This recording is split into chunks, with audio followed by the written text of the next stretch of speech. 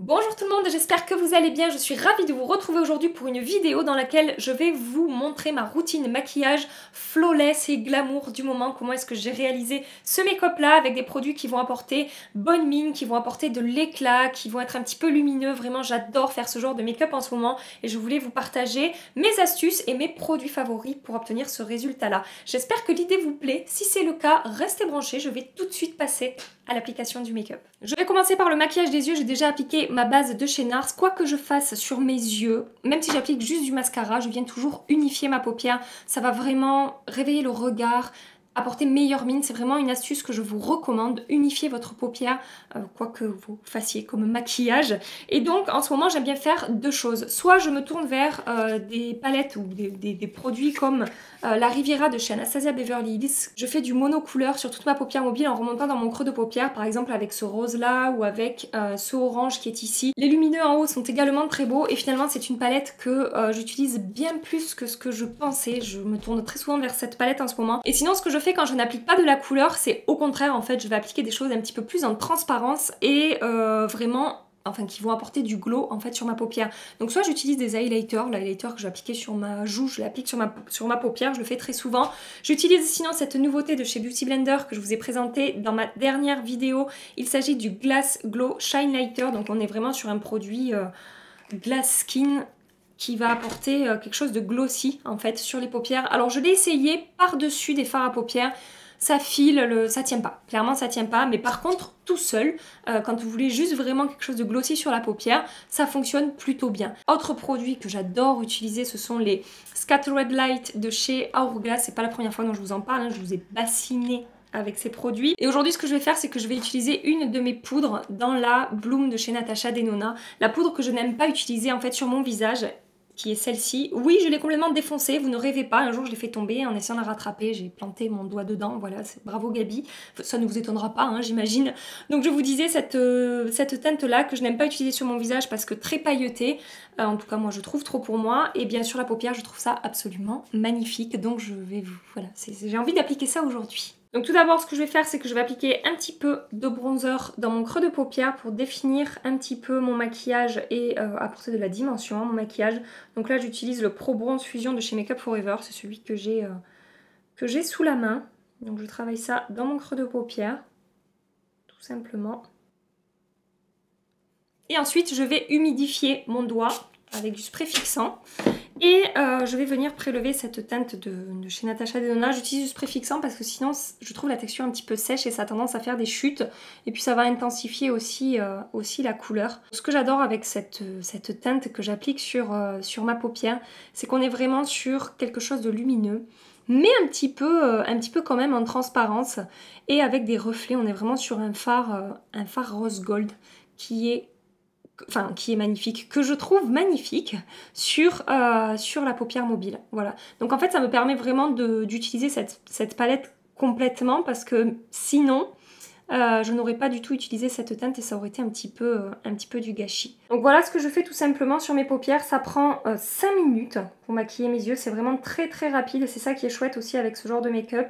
C'est que c'est vraiment simple, rapide et efficace.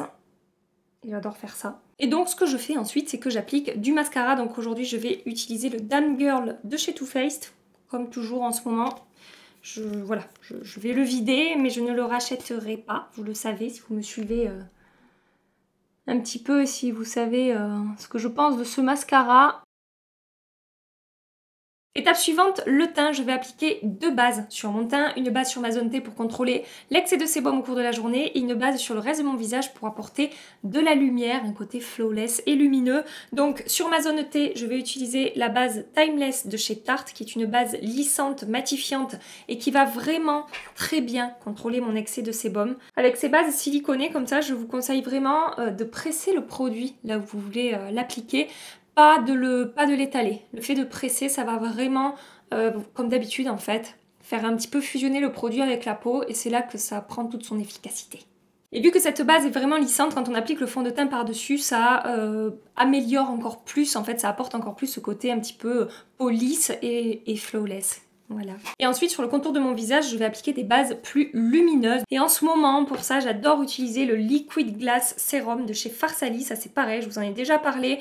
Je vous ai dit que j'adorais ce sérum et que j'adorais l'utiliser sur le contour de mon visage. Pas forcément sur ma zone T puisque j'ai la peau mixte. Après je finis assez mal la journée, on va dire, si je n'applique que ça sur mon visage. Regardez cet effet glass skin que m'apporte cette base. J'adore cette base pour ça. Elle est vraiment, vraiment super. J'essaie de pas trop, voilà, je me suis un peu ratée évidemment. J'essaie de pas trop en appliquer là où j'ai appliqué la base de Tarte. Donc vraiment je l'applique sur les joues, sur le contour ici. Et je vais en appliquer un petit peu sur mes tempes aussi. Après si vous avez la peau grasse évidemment je ne vous la conseille pas, pas forcément. Mais pour celles qui ont la peau mixte et qui recherchent, ou la peau sèche hein, et qui recherchent vraiment ce genre de rendu, là, je vous la recommande.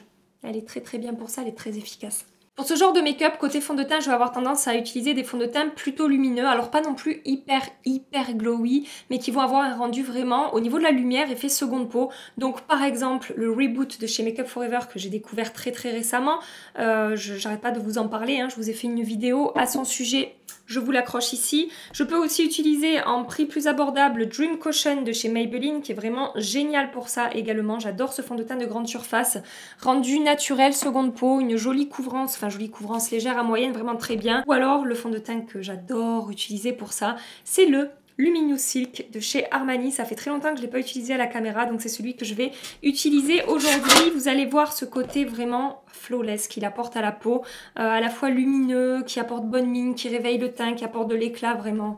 J'adore ce fond de teint. Je mélange deux teintes puisque je n'ai pas encore trouvé ma bonne teinte chez Armani, la teinte 4 et la teinte 3.5, sachant que la 3.5 est plus foncée que la 4. J'applique ça avec mon éponge et je vais venir travailler la matière sur mon visage. Je ne recherche pas de couvrance forte hein, quand je fais ce genre de make-up. Je veux juste avoir une très jolie peau, le plus naturel possible, avec un petit peu de lumière, mais pas non plus hyper glowy ou hyper lumineux. Je veux vraiment un entre-deux et un rendu le plus proche de ma peau possible. Et donc au niveau du rendu sur la peau, ce fond de teint est totalement imperceptible. Il a vraiment, comme je vous dis, un rendu très naturel. Il ne laisse aucun effet de matière. Selon la période de l'année, selon l'état de ma peau, il m'arrivera parfois de faire des retouches avec ce fond de teint. On est sur un fond de teint qui n'est pas fait pour contrôler l'excès de sébum, donc sur ma peau mixte, ça m'arrive parfois en milieu de journée de faire une retouche dans la journée. Mais les retouches se passent très bien et j'ai juste besoin d'absorber avec du papier matifiant mon sébum et c'est tout en fait. Je n'ai pas besoin de plus. Pour mes cernes maintenant, ce que j'ai envie, c'est d'avoir un résultat quand même assez couvrant puisque j'ai des cernes qui sont quand même assez marquées, mais toujours avec un côté un petit peu lumineux et avec de l'éclat. Donc pour commencer, je vais utiliser ma CC Eye de chez Herborian. Pareil, je ne vous la présente plus, hein, je vous en ai parlé 200 fois. Je vous ai dit pourquoi j'adorais ce produit. Ça va apporter de l'éclat, ça va illuminer, ça va être totalement imperceptible. Je peux l'utiliser seule, je peux l'utiliser sous mes anti-cernes, c'est ce que je vais faire aujourd'hui, hein. Je vais l'utiliser sous mon anti-cerne, mais vraiment je raffole de ce produit. Par contre je suis obligée de mélanger deux teintes parce que la teinte claire toute seule, ça peut avoir tendance à griser un petit peu mon dessous d'œil, mais quand je la mélange avec la teinte dorée, c'est juste parfait.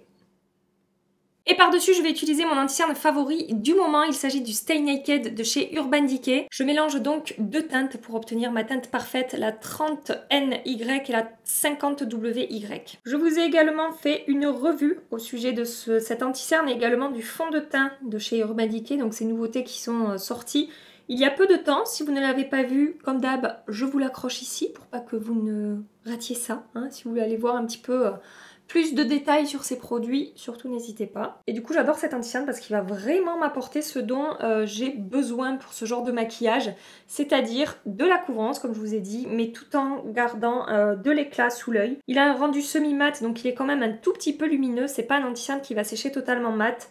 Et je n'ai pas besoin de le poudrer, puisque quand je poudre mes anti-cernes, ça a tendance à plomber un petit peu mon dessous d'œil. Donc vraiment j'adore ce produit. Des fois ce que je fais c'est que ce qui me reste sur mon éponge, je l'applique un petit peu sur ma zone T. Je pense que vous pouvez voir la jolie lumière qui se dégage de mon teint. J'aime vraiment beaucoup, mais ça ne va pas m'empêcher de matifier ma zone T puisque je veux quand même que mon make-up tienne au fil des heures dans la journée. Je vais utiliser ma poudre Loose Setting Powder de chez Laura Mercier qui est une excellente poudre matifiante. Mais ce que je fais, c'est que je l'applique sur uniquement ma zone de T, donc mes ailes du nez, mon nez, autour de ma bouche, mon menton. Vraiment l'idée c'est de ne pas perdre la lumière qu'a pu m'apporter ce fond de teint. Donc je reste vraiment sur ma zone T. Bronzer, maintenant je vais appliquer le Natural Lust Bronzer de chez Too Faced. Ça fait un petit moment que je ne l'ai pas utilisé à la caméra ce bronzer, mais sachez que c'est pareil, c'est un bronzer que j'aime énormément. Alors si vous aimez les choses très pigmentées, vous ne serez pas forcément fan de ce produit. Mais voilà, si comme moi vous aimez les pigmentations plutôt légères et qu'on vient de travailler petit à petit, vous serez vraiment contente, je pense, de ce bronzer, sachant qu'il a un petit côté lumineux que j'aime beaucoup, qui se travaille hyper facilement et que la pigmentation, en fait, grâce à ce truc-là, qui est un pan, je sais, dans le bronzer, vous pourrez moduler un petit peu la teinte, en fait. Avoir quelque chose de plutôt clair ou finalement d'un petit peu plus foncé si vous voulez intensifier un petit peu votre bronzer. Maintenant que j'ai été frappée par le soleil, je vais pouvoir appliquer un petit peu de couleur sur mes joues. Pour ça, je vais utiliser le Beauty Light Wand de chez Charlotte Tilbury que j'ai enfin racheté en teinte Pink Gasm puisque j'avais déjà la teinte Peach Gasm. Je vous ai dit que ce truc-là était une merveille, que j'allais forcément acheter l'autre teinte. C'est chose faite, je savais que je finirais par céder. Je viens tapoter ça sur ma joue. Je prends mon F106 de chez Urban Decay qui est un stippling brush et je vais tapoter ça doucement sur toute ma joue. Et donc ce produit fait office de blush et d'highlighter. Voilà, vous n'êtes pas obligé d'appliquer un enlumineur après avoir appliqué ce produit. Je vous conseille de ne pas l'appliquer à l'éponge. Je vais vous montrer ce qui se passe quand je mets l'éponge par-dessus. En fait, ça a tendance à faire disparaître le produit. Alors, ça peut être bien pour estomper les bords, comme ce que je suis en train de faire, en fait. Mais quand je l'applique uniquement à l'éponge absorbe tout et je me retrouve avec zéro produit sur le visage, ou en tout cas très peu. Donc, c'est pas du tout ce que je veux.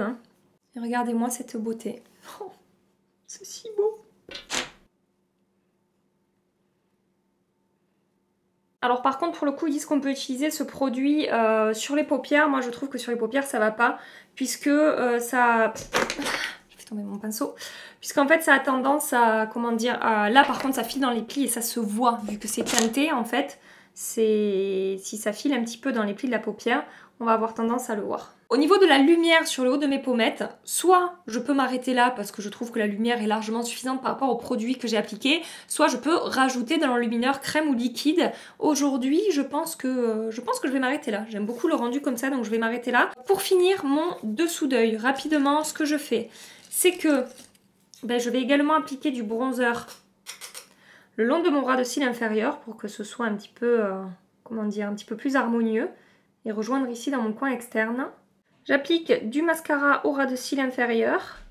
Sur les lèvres maintenant, ça va dépendre de ce que j'ai appliqué sur mes yeux. Si j'ai fait un make-up par exemple avec la Riviera, je vais avoir tendance à utiliser des produits comme ces produits-là de chez Marc Jacobs. Franchement, j'ai utilisé ça, mais quasiment tout l'été. Bon, avec d'autres produits, je cherche, mais je crois qu'il est dans mon sac l'autre. Oui, parce que c'est le genre de produit que je garde toujours avec moi dans mon sac. Il me semble que hier, je l'ai mis dans mon sac.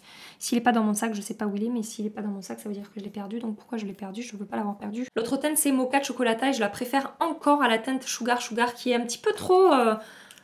Je l'adore, mais c'est un poil trop pâle pour moi. Alors que la Mocha Chocolata va apporter une toute petite touche teintée un petit peu rose qui va de nouveau réveiller le teint, apporter bonne mine. Et j'adore ces produits-là, j'en raffole, voilà, vraiment. Mais aujourd'hui, vu que j'ai quelque chose d'assez léger... Mais aujourd'hui, vu que j'ai quelque chose d'assez... Les chaussettes de l'archiduchesse sont-elles sèches et archi-sèches? Mais aujourd'hui, vu que j'ai quelque chose d'assez léger sur les yeux, je vais donc pouvoir mettre le paquet sur les lèvres. Je vais donc utiliser aujourd'hui un de mes produits favoris pour ce genre de make-up en ce moment. Il s'agit du Superstay Ink Crayon de chez Maybelline. Je ne vous le présente plus. Que j'ai en teinte 45. Vous allez voir ce très très beau rouge. J'adore.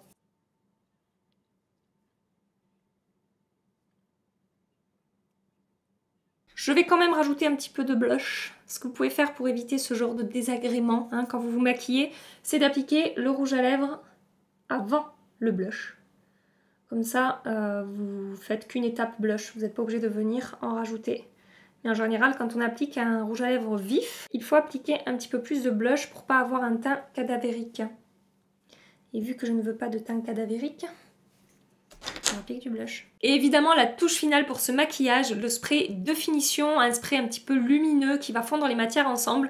Aujourd'hui, je vais utiliser le Rose Gold Skin Mist de chez Farsali, qui est génial en fait pour ce type de make-up, pour ce type de rendu.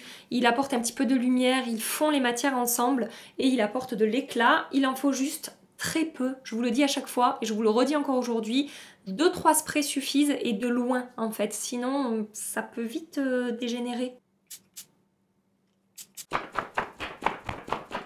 Et voilà pour le résultat de ce maquillage flawless, lumineux, qui a apporté un petit peu d'éclat à la peau. Mais je trouve qu'en fait, pour moi, la clé de ce genre de maquillage, c'est d'avoir une peau qu'on va travailler de manière à ce qu'elle soit un petit peu plus lisse, un petit peu photoshopée. Mais sans chercher trop de couvrance non plus, il faut qu'on ait vraiment un rendu un petit peu aspect seconde peau au niveau des produits, au niveau de la lumière que va dégager le teint. Bon, là, le produit Charlotte Tilbury dégage quand même beaucoup de lumière, je vous l'accorde. Mais j'adore tellement en fait ce produit que j'arrête pas de l'utiliser en ce moment. Mais vraiment je vous conseille de travailler votre teint dans ce sens-là. Essayez d'avoir une peau un petit peu lissée, donc utilisez des bases lissantes et des fonds de teint qui ont un effet un petit peu lissant sur les pores. J'espère en tout cas que le résultat vous plaît. J'aimerais savoir en commentaire vous quelles sont vos meilleures astuces pour ce genre de maquillage flawless, glamour et lumineux. Je vous attends dans les commentaires. Si vous voulez rester avec moi après cette vidéo, je vais vous accrocher 2 vidéos ici. Il suffit de cliquer dessus pour aller voir la suite des aventures YouTube avec moi. Et en attendant ma prochaine vidéo, je vous fais des milliards et des milliards de bisous. Prenez soin de vous et à très bientôt.